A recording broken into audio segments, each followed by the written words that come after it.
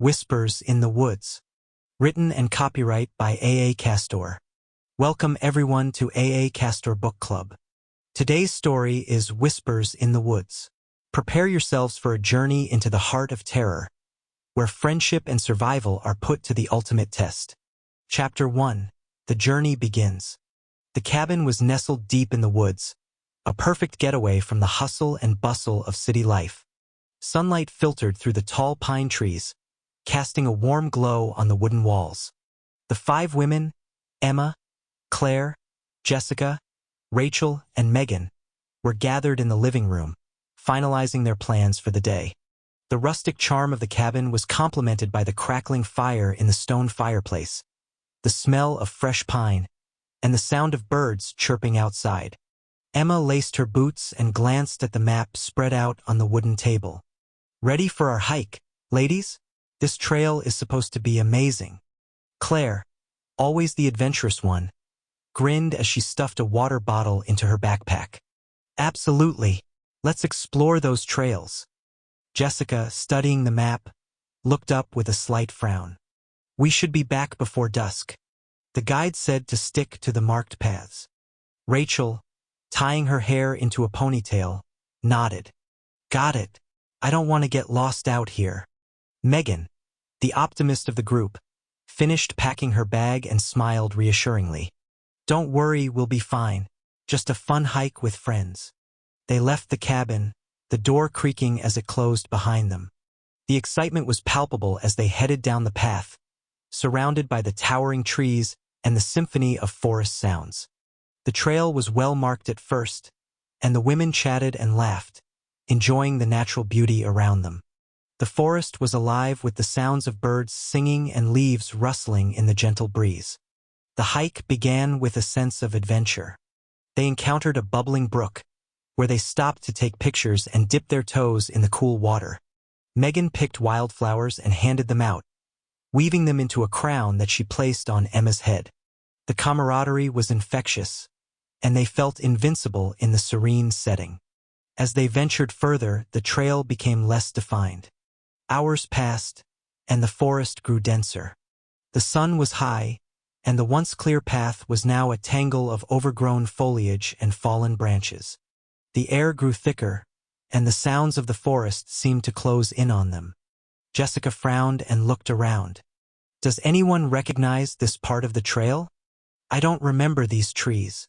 Jessica's voice broke the uneasy silence, and the others stopped to look around. The trail markers had disappeared, and a sense of unease began to settle over the group. Rachel looked around nervously. "I think we might be lost." Rachel's words hung in the air, and the mood shifted from lighthearted to uneasy. They huddled together, consulting the map, but it offered no clear answers. The dense forest felt like it was closing in on them, the trees towering ominously overhead. Megan tried to stay positive. "Let's keep moving. We'll find our way back if we stick together." Megan's optimism seemed forced, and the others nodded hesitantly. The sun began to set, casting long, eerie shadows across their path. The once inviting forest now felt like a maze of uncertainty and fear. Jessica's voice rose slightly. "Maybe we should turn back the way we came." Emma shook her head firmly. "No, we've come too far. Turning back might get us even more lost. Let's push on a bit longer." They reluctantly agreed, moving deeper into the forest. The trail became almost indistinguishable, and the sounds of the forest grew louder, more menacing. Chapter 2. Lost. The forest was pitch black, save for the small campfire the women had managed to build. They sat close to the flames, the flickering light casting dancing shadows on their faces. The crackle of the fire was the only sound in the oppressive silence. The dense canopy of trees overhead blocked out most of the starlight, adding to the sense of isolation. Emma whispered, her eyes darting around. "I swear I heard something out there." Emma's voice trembled slightly, and the others looked at her with concern. The forest, once full of life, now felt eerily quiet, as if holding its breath. Claire tried to calm her, but her own voice shook. "It's just the forest, Emma. the trees and animals. Claire tried to sound confident, but her eyes kept darting into the darkness beyond the firelight. Rachel, sitting closest to the fire, stared into the flames, her thoughts a whirl of anxiety. Rachel nodded but was clearly uneasy. "Let's try to get some sleep. We'll find the trail in the morning." The others murmured in agreement, but the tension was palpable. They lay down close to the fire, using their backpacks as makeshift pillows. The forest was unnervingly quiet, the usual nighttime sounds strangely absent. Every rustle of leaves, every snap of a twig, sent a jolt of fear through them. Megan whispered, trying to sound brave. "We'll be fine. Just stay close to the fire." They huddled together, the firelight their only source of comfort in the oppressive darkness. Sleep came fitfully, haunted by strange noises and the constant feeling of being watched. The first light of dawn barely penetrated the thick canopy of trees. Emma woke up with a start, her heart pounding. She looked around and realized that Jessica was missing. Her sleeping bag was empty, and there was no sign of her nearby. Emma panicked, shaking the others awake.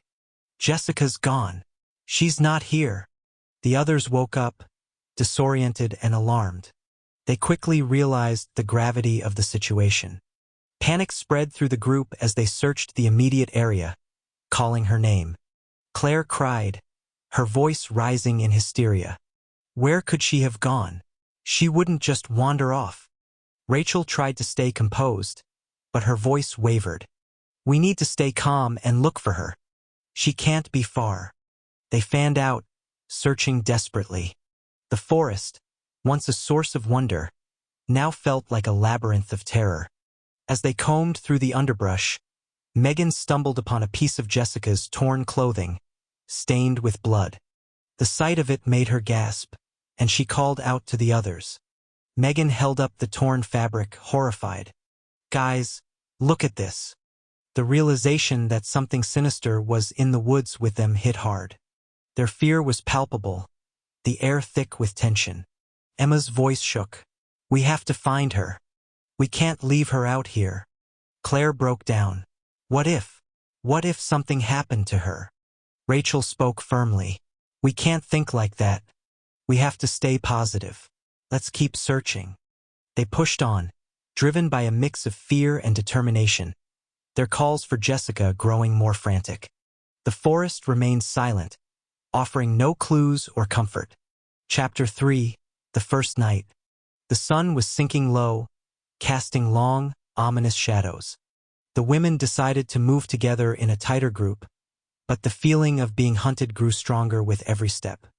The sounds of the forest, once a symphony, now seemed to mock their fear. Megan was breathless, looking around frantically. "We need to find a way out of here. Fast." Their movements became more hurried, more desperate. The rustling leaves and snapping twigs seemed to close in on them, heightening their paranoia. Emma struggled to maintain composure. "Stay together. We can't split up." Night fell quickly, and the darkness brought with it an oppressive sense of dread. They managed to build another fire, but the flickering flames did little to dispel the growing terror. Rachel's voice trembled as she tried to light a match. "Why is this happening? What does he want?" Emma, tears streaming down her face, said, "We need to stay strong. We can't let him break us." As they managed to get the fire going, they heard the distant, chilling sound of whistling, a haunting tune that sent shivers down their spines. They huddled closer, trying to stay warm and alert. Megan whispered, her eyes wide with fear. "That sound is getting closer." The whistling stopped abruptly, leaving a heavy silence in its wake. They sat in tense anticipation, every sense on high alert. Suddenly, Claire screamed as she was snatched away into the darkness, her cry echoing through the trees. Rachel screamed, "Claire, no!" The remaining women were left in a state of shock and terror, the reality of their situation crashing down on them. Emma, panic-stricken, said, "We have to move. We can't stay here." They scrambled to gather their belongings, their movements frantic and disjointed. The fire cast eerie shadows, making the forest seem even more menacing. Every sound, every rustle of leaves, felt like a threat. Chapter 4. Desperation. The remaining 3 women, now terrified, tried to build another fire, but their nerves and shaking hands made it difficult.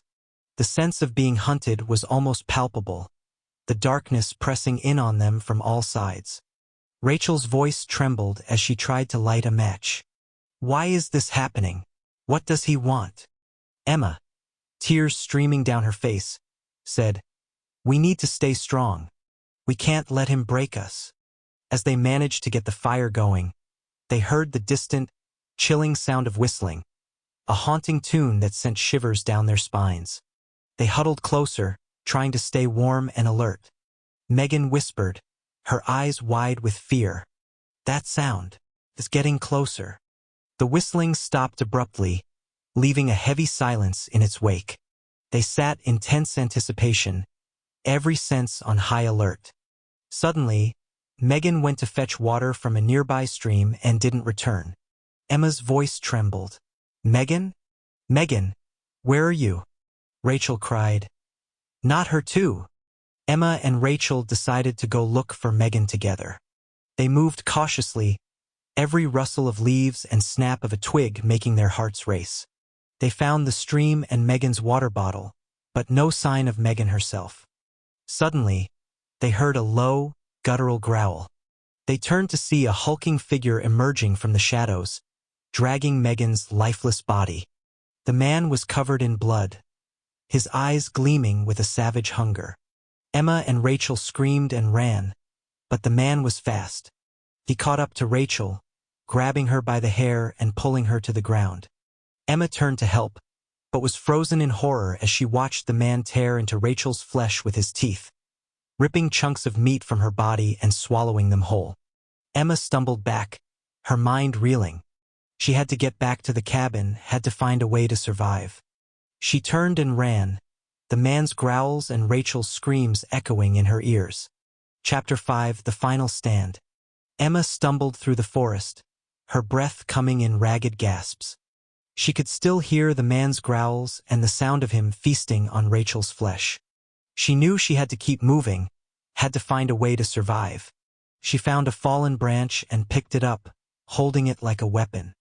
She knew it wouldn't be much help against the man, but it was better than nothing. She continued to move, every shadow and sound making her jump.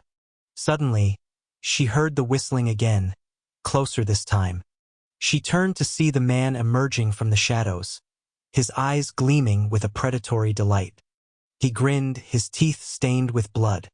"I've been waiting for this," he said, his voice low and menacing. Emma tightened her grip on the branch and took a step back. She knew she couldn't outrun him, but she had to try. She turned and ran, but the man was fast. He caught up to her and grabbed her by the hair, pulling her to the ground. Emma screamed and swung the branch, hitting the man in the face. He grunted and let go, giving her a moment to scramble to her feet. She swung the branch again, hitting him in the side. He growled and lunged at her, his teeth bared. Emma swung the branch one more time, hitting him in the head. He stumbled back, giving her a chance to run. She sprinted through the forest, her heart pounding. She could hear the man behind her, his growls growing louder. She saw the cabin in the distance and ran towards it, her breath coming in ragged gasps. She reached the porch and collapsed, her body shaking. She could hear the man's growls growing closer, could see his shadow looming over her. With the last of her strength, she crawled to the door and slammed it shut, locking it behind her. She lay on the floor, her body trembling. The nightmare was over, but the haunting memories would never leave her. Chapter 6. The Aftermath. The sun rose, casting a warm glow over the cabin. Emma knew she needed to get help, to tell someone what had happened. But for now, she needed to rest. She needed to gather her strength. As she lay there, the events of the past few days played over and over in her mind. The laughter and camaraderie of their hike, the fear and desperation as they realized they were lost, the terror of being hunted by an unknown predator.